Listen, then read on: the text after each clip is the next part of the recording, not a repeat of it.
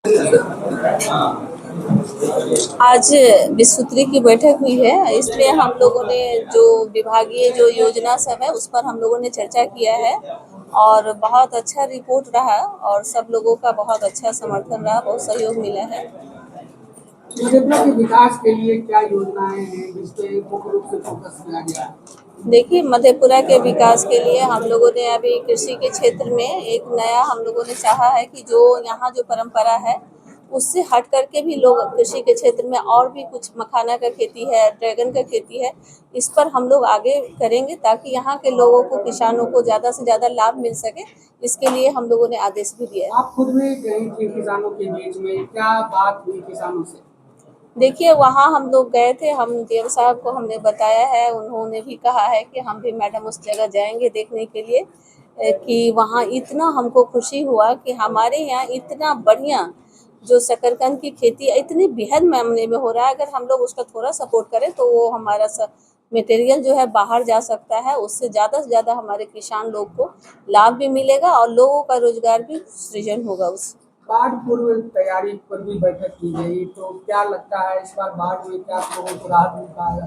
देखिए, बाढ़ के पर भी हम लोगों ने बैठक किया है। उसमें जो पूर्व की तैयारी होती है उसने पदाधिकारी को हम लोग हिदायत दिए हैं कि जो जो व्यवस्था है, नाव की व्यवस्था है, पॉलीथीन की व्यवस्था है, दवा की व्यवस्था है, पशु के लिए चारा की व्यवस्था है, जल के लिए व्यवस्था है, उसको पीने के लिए पानी की, महिलाएं जो गर्भवती और महिलाएं हैं उसके लिए भी हम लोगों ने कहा है कि एक सही जगह का चयन करें ताकि उनको कोई दिक्कत न हो। वृद्ध महिला है, दिव्यांग है, सबको हम लोग ध्यान में रखते हुए आदेश दिए हैं और पदाधिकारी लोग कहे हैं कि हम इसको बखूबी करेंगे। मैम, सब बहुत अच्छा था। पुनर्वास को लेकर समस्या आती है, जो आलमनगर तक इलाका रहा है वहाँ पे पुनर्वास की समस्या है, कई गांव कटे हैं वर्षों से, उनका पुनर्वास अब तक नहीं हो पाया है। नहीं, ऐसा है ना, उस पे अभी चर्चा किए हमारे गार्जियन है श्री नरेंद्र नारायण जी, उन्होंने भी कहा है और डीएम साहब भी बोले हैं। सब लोग उस पर हम लोग कहे कि उसको गंभीरता से लिए हैं और जो व्यवस्था है उसको तुरंत दुरुस्त करेंगे, सब ठीक करेंगे।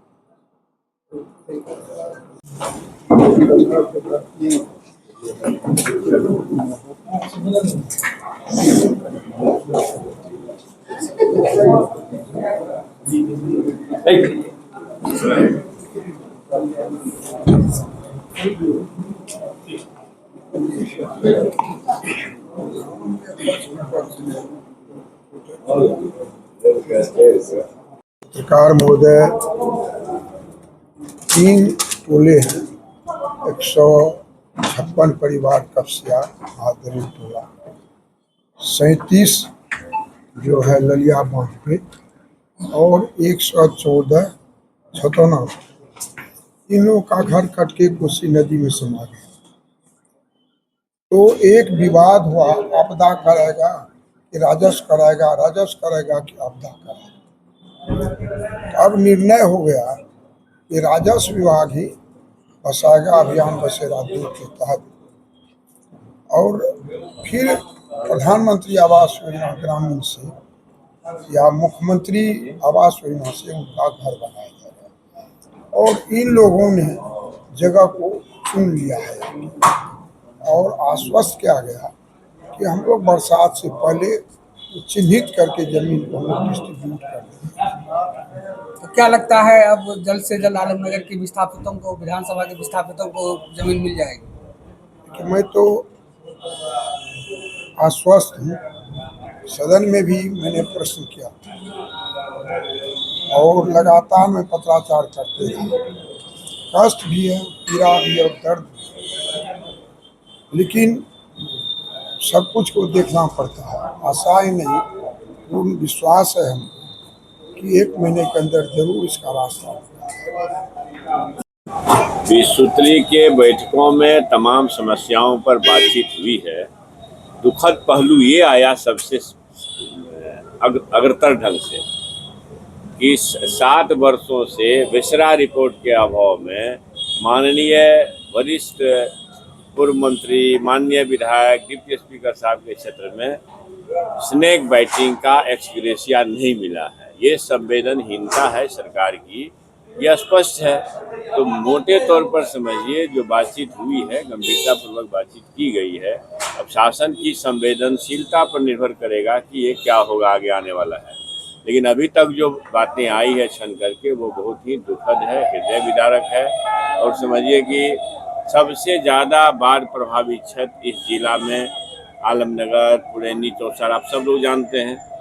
और अब समझिए कि पिछले साल जो नाविकों का जो बकाया है वो अभी तक नहीं मिला है। तो भाग के 3 पात। हाँ, लेकिन ये बात है कि लंबे समय तक मैराथन वार्ता हुई और प्रभारी मंत्री ने समय दिया, इसलिए उनका साधुवाद। गिरफ्तार हुआ है। अब ऋषु सिंह यही सुशासन का नंगा सच है। एक ऋषु सिंह नहीं है। रिपोर्ट के हिसाब से, सरकारी रिपोर्ट के हिसाब से जो आप लोगों के माध्यम से चीजें आ रही है, विभिन्न तरह के प्रिंट मीडिया, इलेक्ट्रॉनिक मीडिया के माध्यम से, जो लगभग 1 दर्जन IAS इसमें संलिप्त है। तो भ्रष्टाचार में आकंठ डूबी शासन सुशासन रहा है। और अभी जो क्या क्या होना बाकी है, कुछ बचा उचा नहीं है। वोट खरीद करके लेना, जबरदस्ती लेना, प्रजातंत्र का माखौल उड़ाना, ये नफरती संघी सरकार में देख रहे हैं हम लोग। इससे बहुत कुछ आशा नहीं की जा सकती है। 2 IAS गए हैं, चलो भाई 1 दर्जन कहाँ छुपे हैं, उनको भी भेजो तो समझेंगे कुछ शासन आ रहा है। राबड़ी जी को आवास खाली करने के लिए कहा जा रहा है, लेकिन राबड़ी जी, आप एक चीज बताइए, श्रीमती राबड़ी देवी जी जो विधानसभा के तो जो नियमावली नया बना है उसमें है जो 6 बार जो विधायक रहे या पार्षद रहे, एक बार जो मंत्री रहे, उनको एक नहीं 2 आवास दिए जाएंगे। तो 2 आवास का हकदार जो है, तो जो इनको 1 आवास से खाली करा करके दूसरे में दिया जा रहा है। अब समझिए जो 7 साल 8 साल मुख्यमंत्री रही, आप क्या करना चाहते हो, कौन सा संवाद देना चाहते हो? यह प्रिजुड्यूस होकर के, मतलब पूर्वाग्रह से ग्रसित होकर के, एक सामाजिक न्याय के महायोद्धा के लालू प्रसाद जी के पूरा परिवार को अपमानित करने का जो काम हो रहा है, ये बहुत ही चिंताजनक है और निंदनीय है। वो भी तब जब संजय बाबू जो है राष्ट्रीय कार्यकारी अध्यक्ष, उनको आवास आवंटित है। माननीय मुख्यमंत्री जी को 7 नंबर अभी आवंटित हुआ है। तो भाई वो किस आधार पर हो रहा है, कौन सा नियमावली के तहत हो रहा है? तो आप समझिए कि एक ही कानून दूसरे के पास फेल करता है, अद्वैत कहीं पास कर जाता है। ये संपूर्ण राज्य के जनता के लिए चिंता का विषय होना चाहिए कि एक नहीं 7 साल 8 साल मुख्यमंत्री रही और लगातार विधान परिषद रही है, उसको आप किस नियम के तहत खाली करा रहे हैं? अगर उसी ग्रेड के आवास को आप बदलना चाहते हैं, ग्रेड एक ही है, तो माननीय मंत्री जी को वो आवास दिया जा सकता है नंदकिशोर बाबू को। ये समझिए कि एक गलत परंपरा की शुरुआत है और ठीक बात नहीं है। सत्ता आनी है, सत्ता जानी है, ये परमानेंट चीज नहीं होता है। इसका मतलब आप एक रास्ता ऐसा बना रहे हो, अब जो माने आगे के जो सरकार आएगी वो भी आपको इतना ही तंग करेगा। ये परिपाटी ठीक नहीं है। राज्य की जनता के लिए सोचनीय विषय है, सोचना चाहिए।